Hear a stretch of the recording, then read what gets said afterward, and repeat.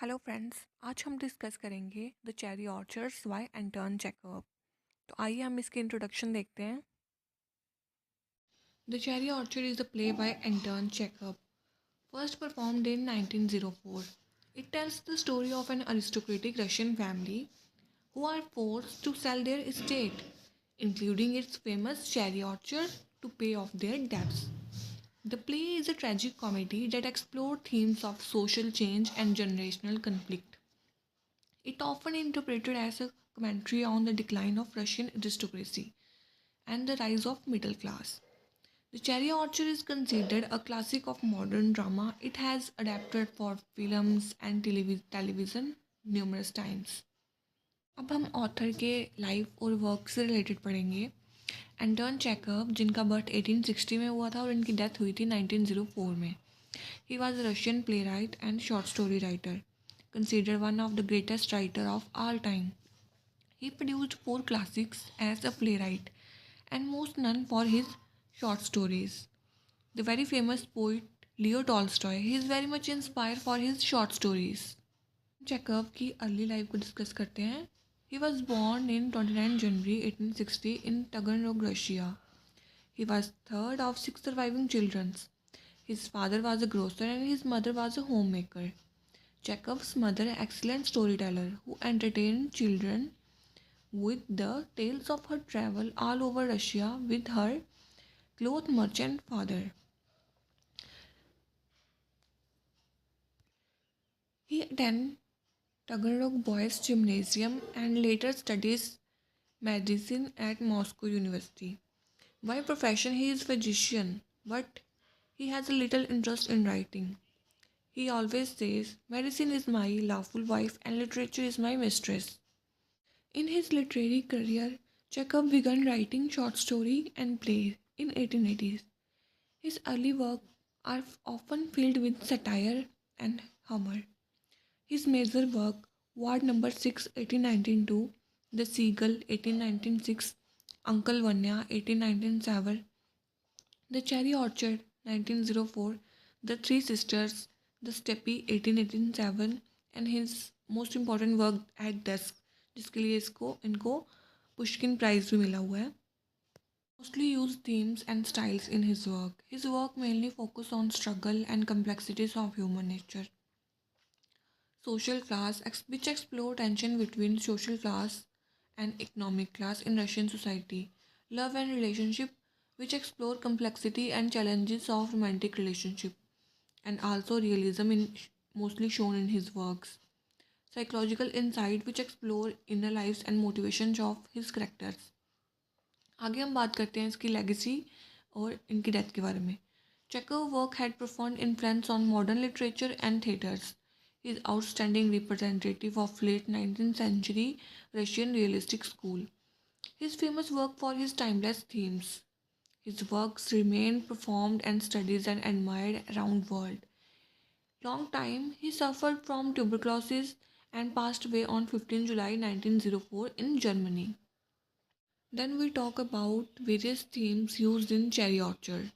First, nature, the struggle over family, modernity versus old Russia, the union of naturalism and symbolism, and also social change, loss, grief and class, love and sentimentality and selfishness shown in Cherry Orchards.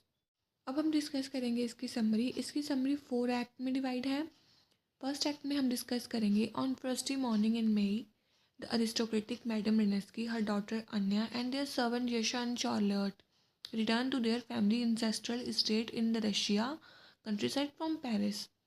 A courtier of friends, family members, and their neighbors anxiously await their arrival, among them Renetsky's brother Gaev and her eldest daughter Barbara, and her neighbors Lopakin and Pistuchik. Renetsky is thrilled to home after 5 years abroad, but is greeted by the sad news that unless she find a way to pay off the interest on the estate by the end of August, the property and the expensive cherry orchards that cover much of it will be auctioned off to the highest bidder. Lopakin argued Renetsky to chop down the cherry orchard, divide the land up into parcels, and rent them into acre by acre to upwardly mobile members of the emerging middle class or villa resident, but Renesky will hear nothing of this plan.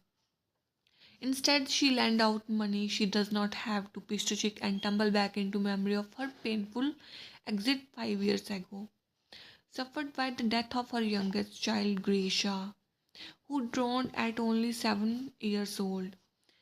As the house come back to life, the servant Donesha and Epigodov navigate an awkward romance. Elderly butler Fitz, who has taken to mumbling incoherently to himself, rejoices in his mistress' return.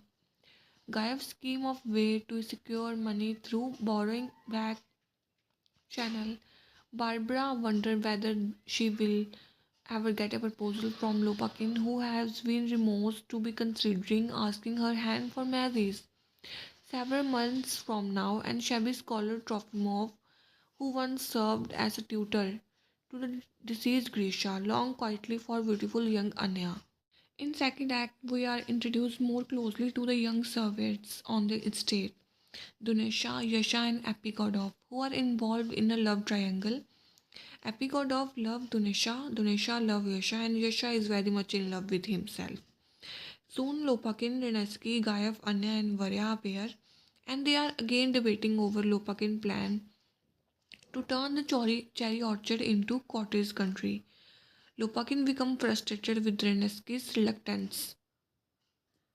She is stern, think his plan is vulgar. She says that if they plan to sell their cherry orchard, she want to be sold along with it. Renesky revealed that she has a lover in Paris who has been sending her telegram asking her to return and who robbed her, left her, and as a result drove her to suicide commit. Soon Trofimov appears and gives several speeches about the importance of work and the laziness and stupidity of Russian intellectuals. In a quiet moment, the sound of snapping string is heard, and no one can identify its source. A drunkard appears asking for direction and then money. Anansky ends up giving him several gold pieces. Disturbed, most of the group leave except for Anya and Trofimov. They discuss Varya's growing suspicion that Anya and Trofimov are having an affair, which they are not. Trofimov declared that they are above love. The act ends with Epikodov sadly playing his guitar and Varya calling out in vain for Anya. In third act, Renetsky throw a party on the day of auction. The guests consist of several local bureaucratic officials, such as the station master and a post office clerk. Charlotte entertained the guest with a series of magic tricks. Renetsky worried anxiously about why Gayev and Lopakin have not yet returned. Renetsky feared that the orchard has been lost, that the aunt in Zerolo's slave has apparently not given enough money to buy it, and that Gayev other resources have failed to come through. She and Trofimov move into an argument. Trofimov accuses her of being able to face the truth, and she accuses him of being unusual for never have falling in love. Lopakin and Gayev soon return. Lopakin and Gayev soon return from the auction. Lopakin in reveal to everyone that he has bought the estate, intent to carry out his plan for the orchard destruction. Anya tries in vain to comfort her mother.